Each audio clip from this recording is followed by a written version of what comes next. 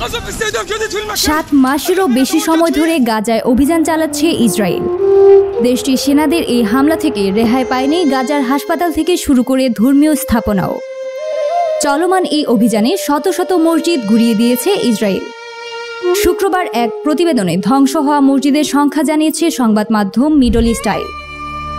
পাশাপাশি প্রকাশ করা হয়েছে ইসরায়েলি হামলায় নিহত হওয়া ইমামের সংখ্যাও। ফিলিস্তিনের ধর্ম বিষয়ক মন্ত্রণালয় জানিয়েছে, এখন পর্যন্ত ইসরায়েল অন্তত 300 জন ইমাম ও ধর্মীয় ব্যক্তিদের হত্যা করেছে। এছাড়াও মসজিদ গুঁড়িয়ে দিয়েছে 500-র অধিক, এমনকি আংশিকভাবে ধ্বংস করা হয়েছে অসংখ্য মসজিদ। এই তালিকায় রয়েছে ঐতিহাসিক আল ওমারি মসজিদও। মসজিদের পাশাপাশি ইসরায়েলের এই বর্বরতা থেকে রেহাই পায়নি গির্জাও। দেশটির সেনাবাহিনীর হামলায় ঐতিহাসিক সেন্ট প্রোফাইরিচ গির্জাসহ ধুলায় মিশিয়ে দেওয়া হয়েছে আরও 3টি গির্জা। এছাড়া হামলার শিকার হয়েছে ধর্ম মন্ত্রণালয়ের কোরআন ব্রডকাস্ট ইনস্টিটিউটও। এদিকে ধ্বংসপ্রায় মসজিদে নিয়মিত নামাজ আদায় করছেন ইসরায়েলি হামলা থেকে বেঁচে যাওয়া ফিলিস্তিনিরা। সেখানেই নতুন উদ্যমে কোরআন শিক্ষা কার্যক্রমও চালু করেছেন তারা। ফিলিস্তিনের ধর্ম মন্ত্রণালয়ের এক মুখপাত্র জানান, ফিলিস্তিনিদের বিশ্বাসকে ভেঙে দিতে ইচ্ছাকৃতভাবে ধর্মীয় ব্যক্তিদের উপর হামলা চালিয়েছে ইসরায়েল।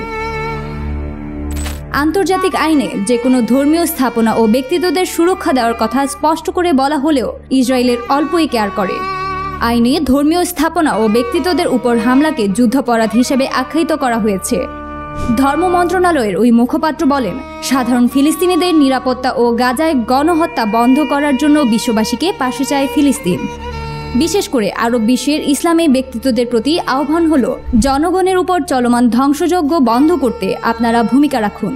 7 মাসেরও বেশি সময় ধরে চলা গাজা যুদ্ধে ইসরায়েলি হামলায় এখন পর্যন্ত নিহত হয়েছেন 35,000-এরও বেশি ফিলিস্তিনি। অন্যদিকে হামাসের হামলায় 1200 ইসরায়েলি নিহত হয়েছে।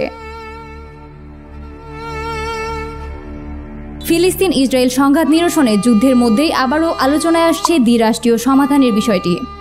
দ্বিরাষ্ট্রীয় সমাধানে ইসরায়েল ও ফিলিস্তিন নামে 2টি আলাদা স্বাধীন রাষ্ট্র পাশাপাশি অবস্থান করার কথা বলা হয়েছে।